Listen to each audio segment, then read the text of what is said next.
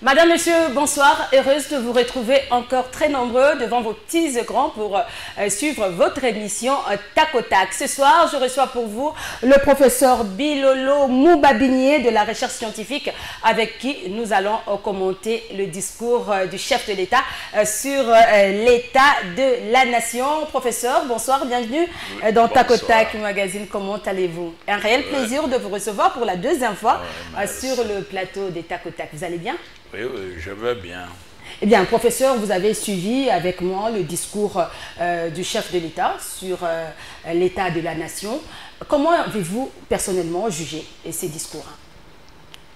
Le chef de l'État a parlé de tout. C'était un discours. Il a brossé tous les secteurs. Un discours bilan pour la première année de ce commandant.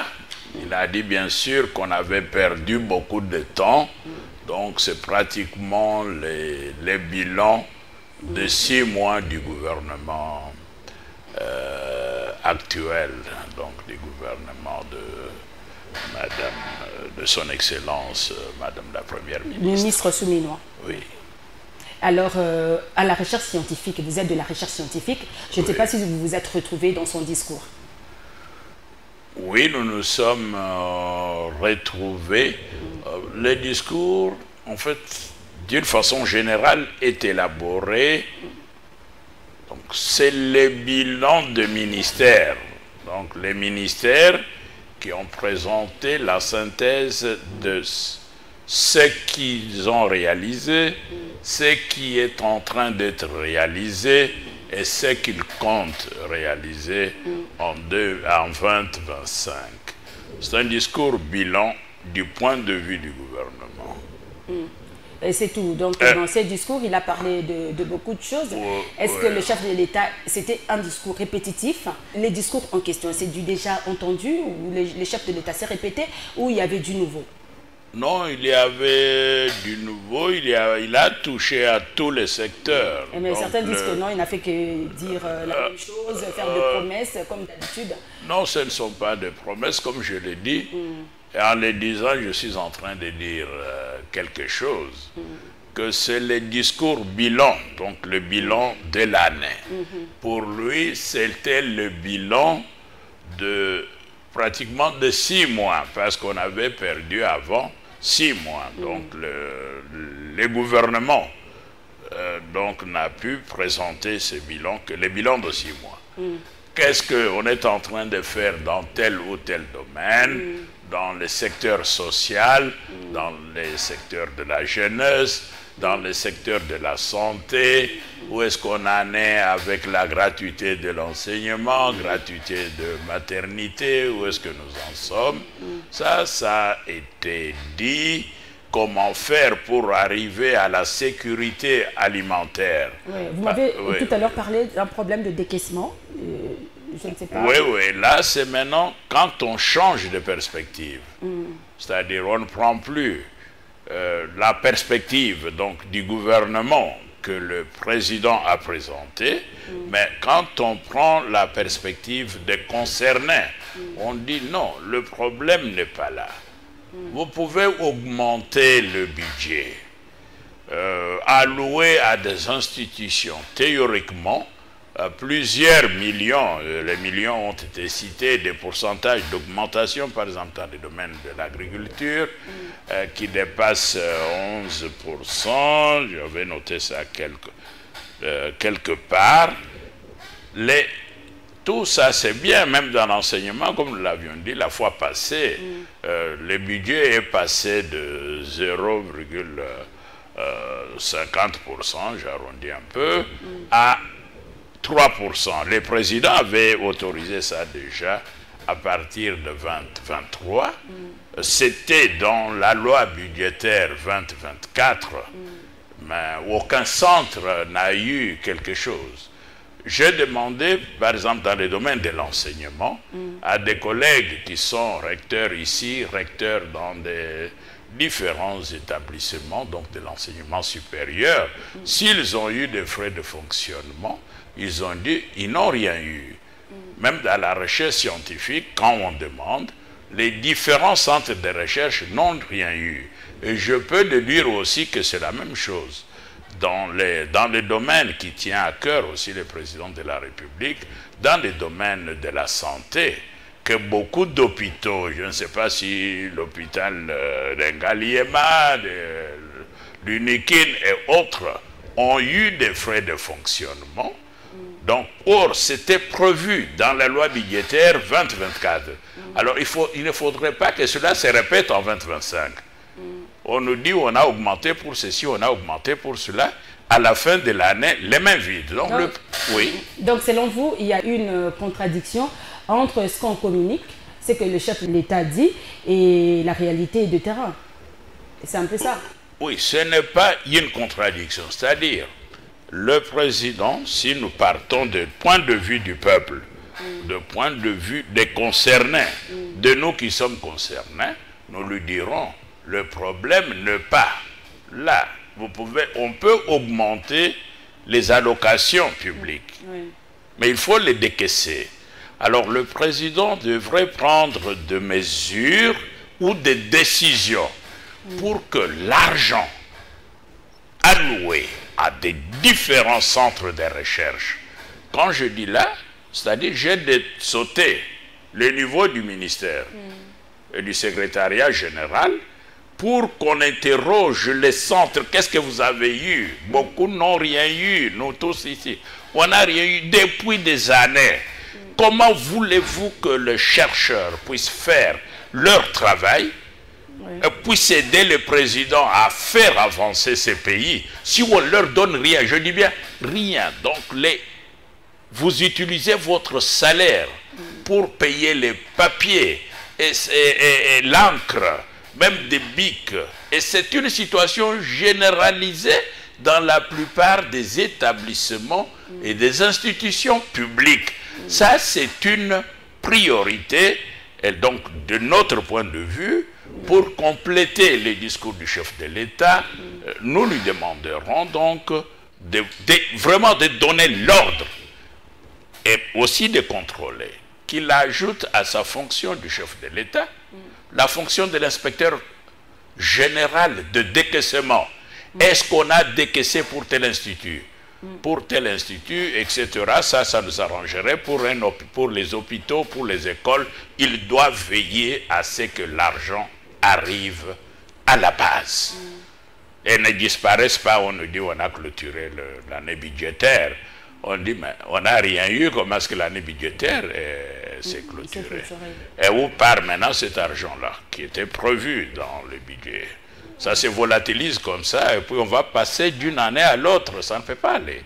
Il y a un problème de décaissement. Il faut un suivi, en fait. Hein? Il faut faire un suivi, savoir si réellement l'argent arrive pour le Oui, faire le suivi déjà au mois de février. Demander si on a mis à la disposition des hôpitaux, des universités et instituts supérieurs, des écoles secondaires et autres, des maternités, de ceci, de cela. Les fonds, je parle des fonds qui sont prévus dans la loi budgétaire 2025, est-ce qu'on leur a déjà versé leur part du premier trimestre? Et exiger même la liste. Demandez, donc vous m'envoyez la liste de tous les centres de recherche. Qu'est-ce qui est sur, qu'est-ce qu'on leur a versé pour ce trimestre, pour le fonctionnement. Descendre à ce niveau-là, je crois que tous les projets là vont fonctionner. Bien, ça va continuer à fonctionner. Alors, parlons un peu de l'économie, de l'économie parce que c'est un secteur aussi très important. Hein. Le chef de l'État a vanté, il a dit qu'on a stabilisé le cadre macroéconomique. Oui. Mais pourquoi c'est vanté lorsque ces chiffres n'apportent rien de positif au quotidien des Congolais? Les discours se place du point de vue macroéconomique et du point de vue macroéconomique, le gouvernement et le président de la République ont raison de dire ils ont stabilisé un peu le taux de change là, donc avec les dollars, ils ont réussi parce que la question que vous posez, le président a répondu à cette question en disant, voilà, l'essence est passée de 3,5, ce n'est pas 3, on peut dire de 4, j'arrondis, de 4 000 à 2 900. Et ça, cette réduction se fait sentir dans la vie des gens. Bien sûr, la population ne remarque pas ça, que le fait d'avoir freiné l'augmentation du prix d'essence a l'impact dans chaque foyer, parce que sur les prix des transports, donc ça a l'impact dans chaque foyer. Mais, bien sûr, comme vous venez de le dire, il y a aussi donc le point de vue donc de la population qui aimerait qu'on puisse beaucoup investir. On a parlé des réserves internationales, comme il a appelé ça dans son discours, de 6 milliards quelque chose. Oui, qu'on puisse peut-être, qu'on puisse à la fin de l'année ici, mobiliser quelques milliards pour s'occuper un peu de cet aspect social, diminuer davantage la crise. Il a dit, ils ont libéré 8 produits. C'est pour cela que je disais, c'est du point de vue des ministères que ça a été formulé. Moi, je dis, il fallait nous communiquer ces 8 produits. C'est quels produits sur lesquels on a enlevé le TVA. Donc, que nous les sachions, comme ça, on peut faire pression pour que les supermarchés et autres puissent aussi réduire leurs prix. Si nous ne savons pas les 8 produits là, comment est-ce que nous allons réduire il paraît qu'il y a baisse de prix des produits alimentaires sur le marché. Je ne sais pas si vous avez palpé du doigt. Non, juste sur là. Est-ce qu'il y a réellement baisse de prix? Parce que le ministre de l'économie avait annoncé comment les produits de première nécessité vont baisser à partir du 10 décembre. Eh ben, on a vu les grands titres quand même dans la presse qui ont quand même confirmé que les produits ont baissé. Est-ce que sur terrain, quand vous allez acheter, oui, mais parce que les revenus, comme les revenus n'ont pas augmenté, les transports prennent pratiquement les salaires des travailleurs. Comment peuvent-ils sentir qu'il y a eu une amélioration? Ça, ils ne peuvent pas les sentir. Et puis, ce n'est pas automatique parce qu'il faut les contrôles. Il y a une liberté sauvage au Congo dans les marchés, etc. Les gens font ce qu'ils veulent, mettent des prix qu'ils veulent.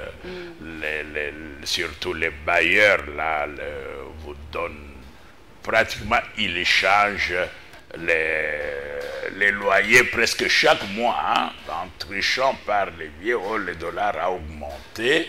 Donc il y a un problème et là l'État doit s'occuper. Parce que dans tous les pays, avoir un gouvernement ou un État, on a un État quand l'État contrôle les loyers, donc les choses. L'essence, c'est très bien, mais que l'État aussi s'occupe de loyers, de choses, et puis puisse stopper, même supprimer le paiement des loyers en dollars.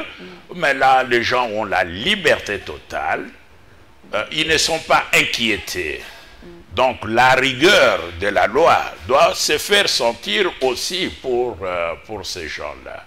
Parce qu'en parlant de la rigueur de la loi, le président a utilisé cette expression en rapport avec les Kuluna, mais non en rapport avec les Kuluna en cravate et les indisciplinés donc de l'industrie, donc des immobiliers qui malmènent le peuple, qui font souffrir le peuple. Si vous êtes locataire, vous avez des problèmes à Kinshasa, surtout si votre contrat est en dollars. Donc votre salaire congolais reste... Non, le gouvernement doit aussi faire le suivi. Hein, donc le ministre doit faire une descente peut-être au marché, voir si les détaillants ont baissé le prix. C'est vrai, les grossistes peuvent baisser, mais les détaillants aussi doivent baisser. C'est le travail du ministre qui doit envoyer ses collaborateurs sur terrain vérifier si réellement, à l'improviste, si réellement les prix ont baissé, parce que bientôt là, sont les fêtes. Sauf que d'une façon générale, la fin de l'année, avec Noël et bonne année, normalement les prix montent. C'est à partir de janvier que les... Non, mais là le ministre a exigé, hein, il faut baisser le prix, Oui, mais qu'il aille contrôler, comme vous l'avez dit, qu'il aille contrôler sur le marché. Mais sa sanction, ça ne sert à rien si on va contrôler. Vous avez là parlé de Koulouna, si on peut parler, vous le savez, bon, le président de la République aussi a parlé de ça, il y a le VPM de l'Intérieur avec la police qui ont lancé l'opération Ndobo pour attraper le Koulouna. Je ne sais pas comment, bon, il y a plusieurs opérations qui ont été lancées. Je ne sais pas si cette opération va tenir. Et la peine de mort, le moratoire sur la peine de mort avait été élevé dernièrement pour réprimer comment la traîtrise au sein de l'armée. Et aujourd'hui, on l'applique aux civils. Les Koulouna peuvent comment être punis autrement, selon vous? Nécessairement la peine de mort. J'ai vu cette vidéo-là. Je ne sais pas si elle est authentique ou pas. Mais dans l'hypothèse où elle serait authentique, donc la société civile s'oppose à cela, l'association des moralistes s'oppose à cela, parce qu'on ne peut pas commencer, on n'a pas levé donc cette décision-là pour les Koulouna. Elle était levée pour les traîtres à l'Est, pour les officiers, les ceci, là, des politiciens qui trahissent les pays, non, ils trahissent les pays normalement et restent impunis. Les voleurs, donc, en cravate. La corruption, les détournements. Oui, les détournements. Détournement, c'est un terme très, très poli. Donc, le voleur en cravate qui pille la caisse de l'État, qui détourne l'argent des projets. Donc, comme les projets des routes que le président signait, si nous entendons, par exemple, qu'un tel a détourné l'argent, oui, celui-là est à pendre devant le palais du peuple. Mais on n'avait pas levé cela. Si on attend quelqu'un à envoyer nos soldats à la mort parce qu'il a donné l'information aux ennemis, celui-là est un maître qui trahit le plan, la stratégie militaire de défense à l'Est. Il doit passer, il doit être pendu devant le palais du peuple. C'est de cela qu'on parlait. Et les crimes politiques des DG, des ministres, de ceci, de cela, ça doit cesser. Et pour que ça cesse, il faut prendre des décisions exemplaires, comme en Chine, pendre quelques-uns, parmi les grands. Et quand on aura mis fin à l'impunité des politiciens, des militaires, des juges, etc., en ce moment-là, on peut passer à ces petits-enfants, les Koulouna. Mais quand j'écoute ou je relis les discours du président, je n'ai pas eu l'impression qu'il autoriserait cela. Donc, parce qu'il a encore renforcé, enfin répété donc, le programme de réinsertion et a donné l'exemple de ceux qui ont été récupérés et a annoncé qu'on a dédoublé les mesures.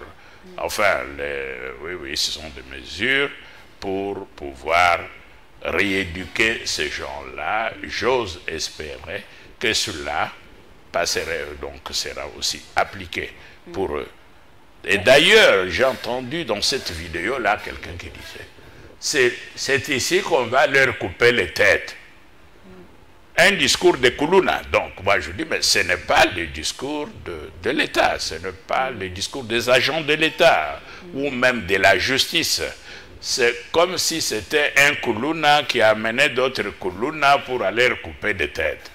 Et il s'amusait même à dire, c'est ici qu'on va leur couper les têtes. Ce langage-là, on doit se défaire de cela. Mais ces Koulouna aussi, on deuil les familles, hein, c'est ça? Je le sais, je les concède, mais je le sais, je le concède. Je sais qu'on peut m'appliquer d'autres mesures, mais je dis qu'il y a une hiérarchie. Il y a des vrais Koulouna dans ces pays en cravate. Ce sont eux qui passent, nous les appelons son excellence, ceci, cela. Parce qu'ils sont riches, ils peuvent entrer dans des discours, tout le monde dit, ah, voilà, un tel vient d'entrer, etc. Non, c'est ça qu'on appelle l'impunité. L'impunité, c'est l'impunité des traîtres dans l'armée qui fait des victimes, des millions de morts. Donc les Congolais qui meurent, ils sont complices. J'aurais même appris que le général John Numbi a été arrêté. Bon, je ne sais pas, je n'ai pas encore la confirmation, mais c'est sur les réseaux sociaux, tout le monde en parle. Je ne sais pas si vous êtes au courant. Oui, je suis au courant, j'ai lu ça aussi, mais nous n'avons pas de preuves. Mais dans les cas où c'est qu'on dit qu'il serait déjà à Kinshasa, ça serait très bien, parce que je me suis dit, comme ça nous pouvons conditionner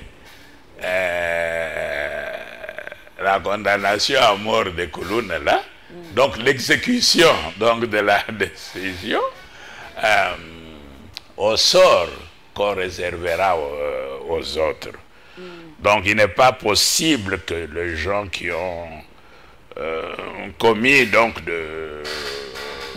la haute trahison puissent toujours jouir des privilèges pendant que les petits-enfants qui volent des cigarettes et autres pourrissent en prison, ça ne va pas.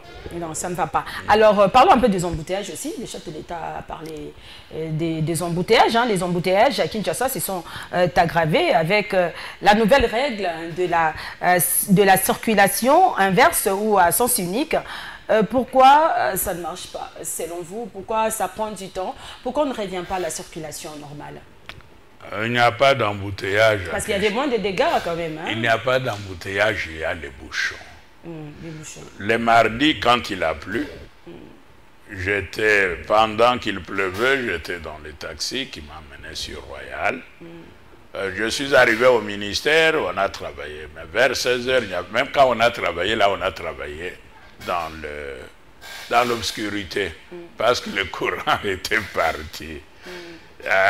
Comme on était dans l'obscurité, on est sorti, quelqu'un a dit non, vous pouvez attendre, comme vous êtes dans le parage, ça va aller.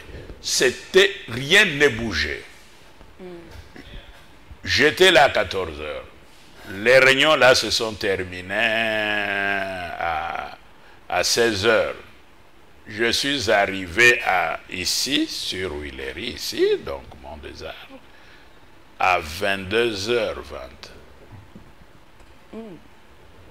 Et quand je suis arrivé, beaucoup de gens ont écrit pour dire, nous venons aussi d'arriver, celui-ci a fait 5 heures. Beaucoup sont allés à pied. Ils ont laissé leur véhicule. Donc, la vie et le travail est devenu impossible à Kinshasa. Donc, ce sont des pertes économiques de plusieurs milliards de dollars qu'on ne chiffre plus. Donc, la vie économique n'est plus possible à Kinshasa. Je me moque parfois de taximens en disant, attention, il est maintenant 12 h 30, ou il est 12 h, maintenant les enfants vont sortir de l'école. De 12 h jusqu'à 19 h, il vous reste 6 voyages, si vous avez la chance. Vous pouvez faire, donc un taximan peut faire 6. Je ne comprends pas pourquoi les économistes congolais ne se mettent pas en route. Maintenant, on fait des grèves à l'université, c'est bien. Mais il faut qu'on fasse aussi des grèves pour des choses pareilles bien sûr que les informaticiens puissent proposer aussi des alternatives, des solutions, soit même d'empêcher, quand vous allez empêcher la circulation de voitures ou réduire le nombre de voitures comme on le fait à Paris, on n'a pas d'autre solution. Donc il faut accélérer le programme des trains. Les trains sont déjà là. On peut aller par train jusqu'à Kintambo. La ligne est là, c'est question, ça demande une semaine de l'actualiser. Le peuple congolais, la population, les Quinois ont besoin de nouvelles routes. C'est ça. Oui, de nouvelles routes, mais ils ont construit partout. Ils ont construit partout. Je ne sais pas où est-ce qu'on va faire. Il dit pour mettre fin à ces embouteillages, il faut détruire les constructions anarchiques. Donc, parce que les gens ont construit, il n'y a plus de route, les gens construisent un peu en désordre. Qui les renouvellent d'abord. Alexis Bissaro était interpellé à l'Assemblée, il y avait les députés ont initié une action parlementaire, mais jusque-là, non, rien pour répondre. Non, qu'il macadamise, élargisse les routes comme Kassai, donc le Kassai, les Wangata, les Bokassa, les Kassavubu. Donc, les renouveler d'abord. Renouveler les routes qui sont là. Ça nous permettra, après, de voir des solutions parce que les nouvelles routes sont en construction. Le président en a cité, mais modernisons, restaurons, c'est la restauration pratiquement, restaurons d'abord les routes existantes, les élargir. Et ça pourra nous aider et puis faire de nouvelles tracés, c'est aussi possible. Bien. Alors, autre chose, le chef de l'État sera à Luanda, dans une tripartite. Tshisekedi, Kagame et João Lourenço, le président angolais, c'est lui le médiateur. Alors, votre réaction le chef de l'État connaît déjà la position du Rwanda et son double jeu. Mais qu'est-ce qu'il va aller faire encore au Rwanda? Est-ce que c'est pour aller voir un miracle de la conversion de Paul Kagame ou peut-être lui-même va faire des concessions? C'est vous qui m'apprenez cette information-là. Oui, c'est le 15 décembre.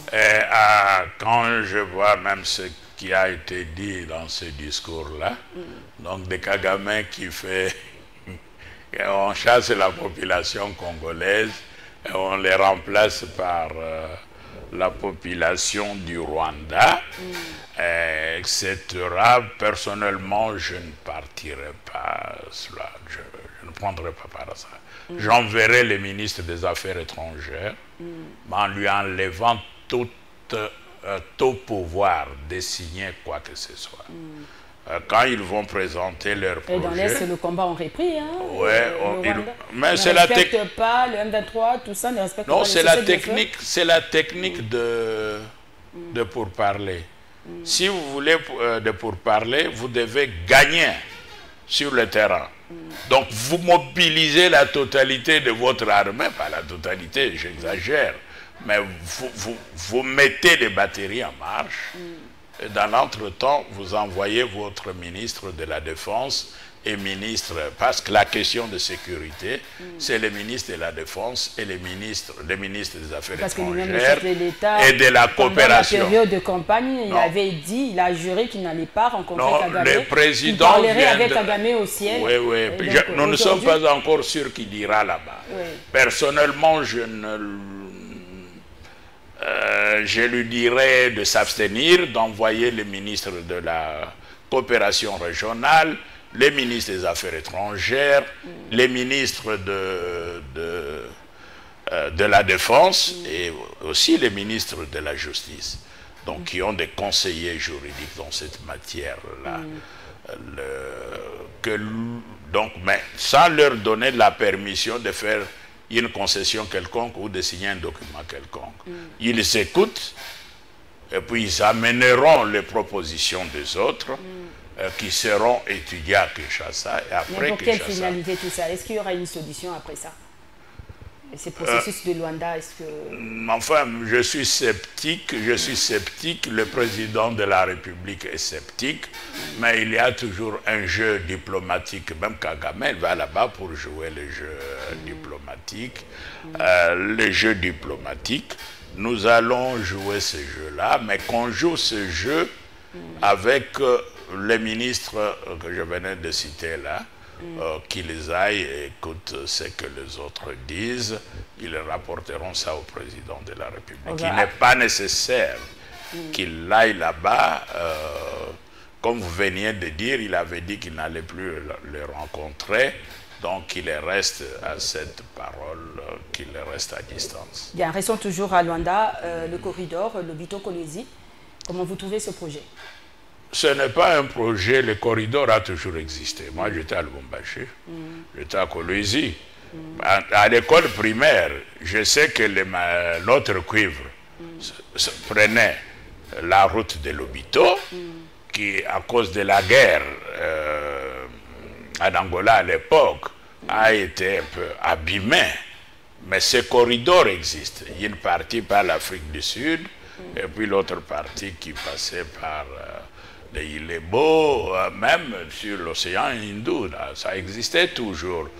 Je n'ai pas très bien compris pourquoi Biden était venu. Ou bien on ne nous a pas encore dit réellement ce qu'ils se sont disputés.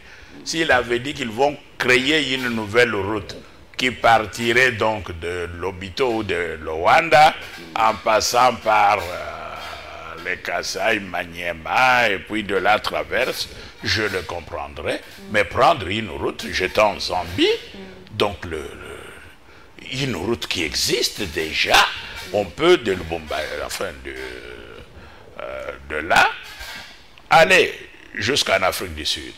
Les marchandises viennent de l'Afrique du Sud. Une route qui existe déjà, qu'on doit seulement réhabiliter.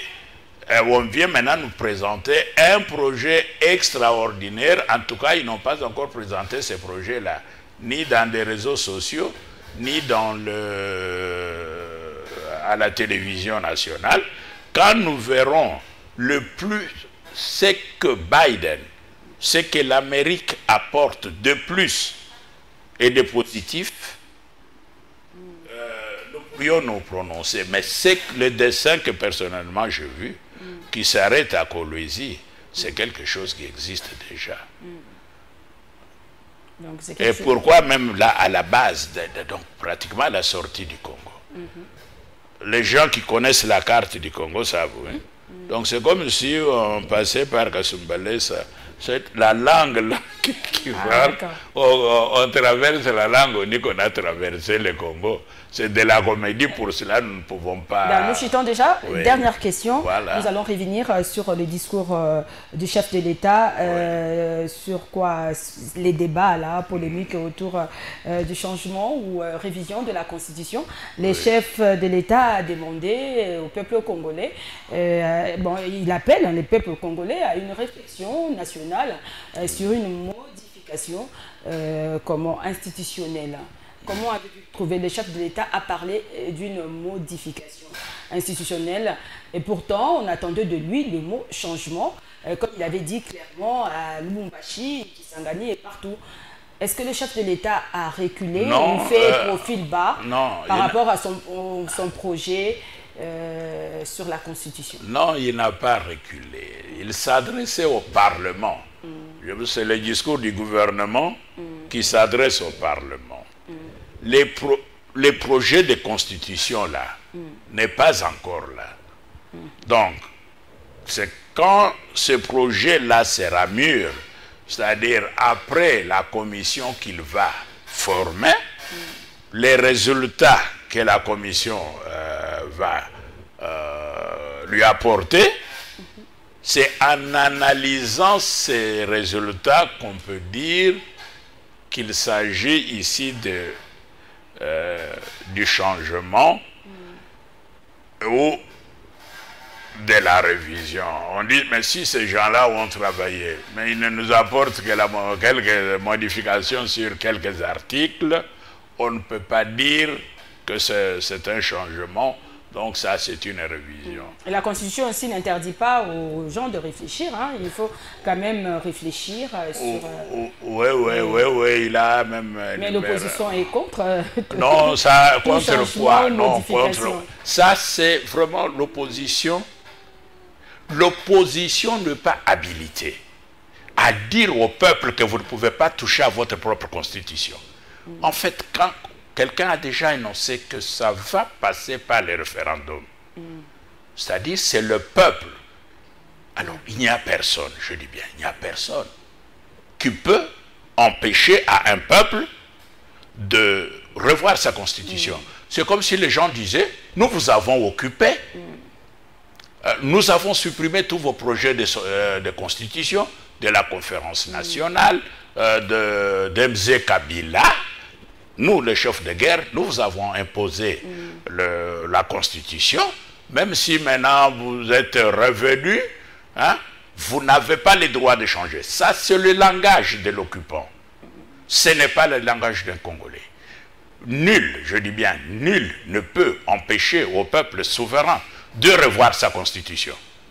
Ça, la révision même est prévue dans cette constitution. Non, revoir, ici je prends revoir dans le sens général, qui signifie changer.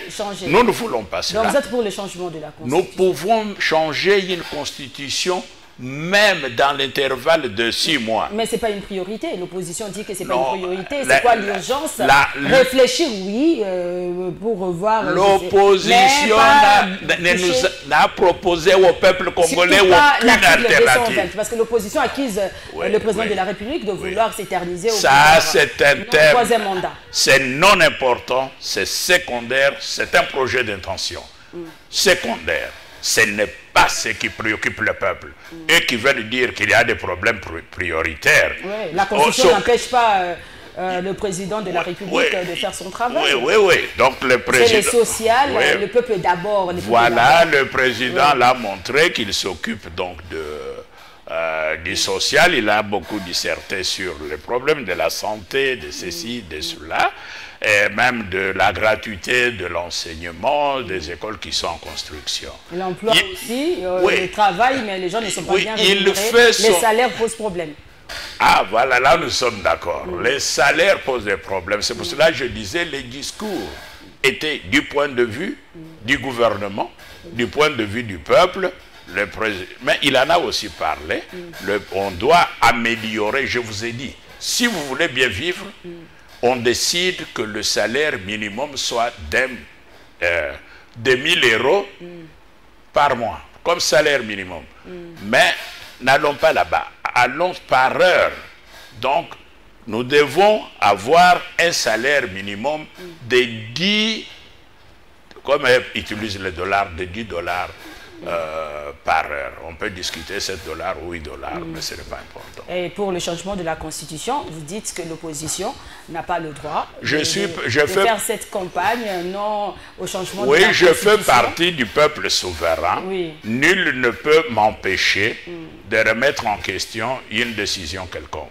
Donc, nous ne mettons pas les parlementaires et les autres là-bas pour qu'ils prennent des décisions que nous, peuple souverain, nous ne pouvons pas changer. Merci beaucoup, Prof Bilolo. En tout cas, merci de répondre à nos questions. Madame, Messieurs, cette émission est terminée. J'avais reçu pour vous ce soir le professeur Bilolo Moubabigné de la recherche scientifique qui est venu émettre son point de vue par rapport au discours du président Félix Tshisekedi sur l'état de la nation. Cette émission est terminée, comme je viens de le dire tantôt. Madame, Messieurs, merci à vous de l'avoir suivi. Au revoir et à la prochaine.